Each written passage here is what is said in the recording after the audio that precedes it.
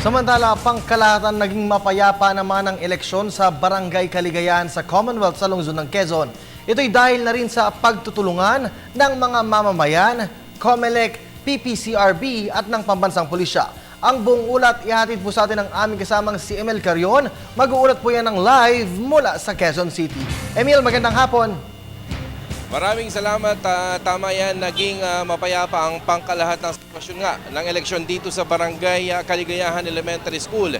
Ito yung nasa dulo ng Commonwealth, kung manggagaling ka dyan sa Quezon Memorial Circle. Pero kaninang hating gabi hanggang madaling araw ay biglang napatakbo dito ang Rapid Deployment Team ng PTV News Team dahil nga may report na merong harassment na nagaganap, merong kinulong ng mga botante sa isang resort at meron ding agawan kabalota. Pero pagdating namin dito ay kapansin-pansin namang naging mapayapa ang conduct of election dito. Sa katunayan, alas 5 pa lang ng madaling araw, alas 6 ay nagsimula na ang pagbuhos ng mga tao.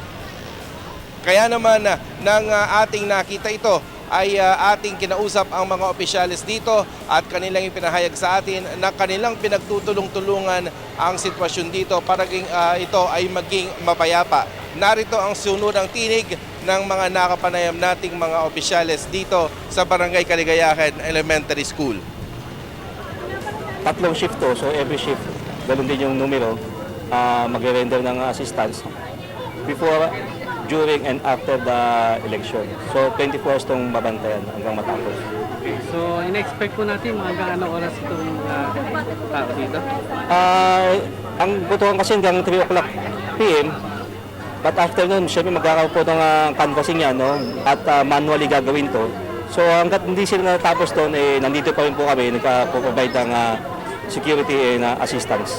Ng aming po mga PPCRB volunteers, ito po ay meron silang kanya-kanyang assignment na tingnan maigi ang pag-ibilang, tingnan yung mga pangalan, baka same time, meron po kami mga naka-assign doon na nagmo-monitor na meron silang camera na para kung karoon man problema, ito po ay magiging documented para pagdating sa legal assistant, ito po ay nakasuporto po sa amin.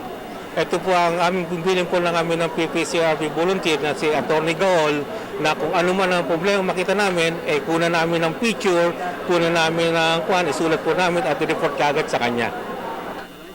So far, wala naman po akong napapansin kasi sa previous elections, wala naman pong problema po dito. So, smooth naman po ang election po dito sa Caligayahan Elementary School. So based on the pacing ngayon po, mga hanggang anong oras po natin matatapos lahat? Ang alam ko po, hanggang 3 o'clock. Talagang hanggang 3 o'clock po ang election po natin. Tapos po ang bilangan po? Ang bilangan, siguro mga 4 o'clock in the afternoon. Kabilis. Kasi pagkatapos po naman kaagad, mag-start na yung Ilan po ba ang naka-registered voter? I think Yan po ang sunurang tinig ni Captain Noel Calayan, ang team leader ng Quezon City Police District na naka-assign doon.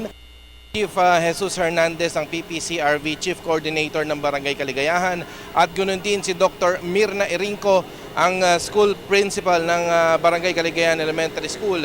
14,000 ang registered voters dito at may 41 teachers, ganoon din ang kanilang mga staff. Samantala, sa ngayon, nakikita ninyo dito sa aking kanan ang grupo ng mga riders, ang Riders Integrated Movement na talaga namang nakaipon dito, aktibo. At anytime nila kung anuman ang kailangan na kanilang respondihan ay nakahanda naman sila rito. Ito naman po sa aking kaliwang kamay, hawak ko ang GI o General Instructions ng Commission on Elections. Ito po ang pwede ninyong maging guide kung sakaling mayroong tanong o merong kung anumang kaguluhan o di pagkakaintindihan sa mga nangyayari ngayon dyan sa inyong kinalalagyan. At sa aking particular na kinalalagyan dito sa Quezon City ay ito rin ang nagresolba sa kanilang naging usapan kanina. So mula dito sa Quezon City, back to studio. Maraming salamat sa iyo, Emil.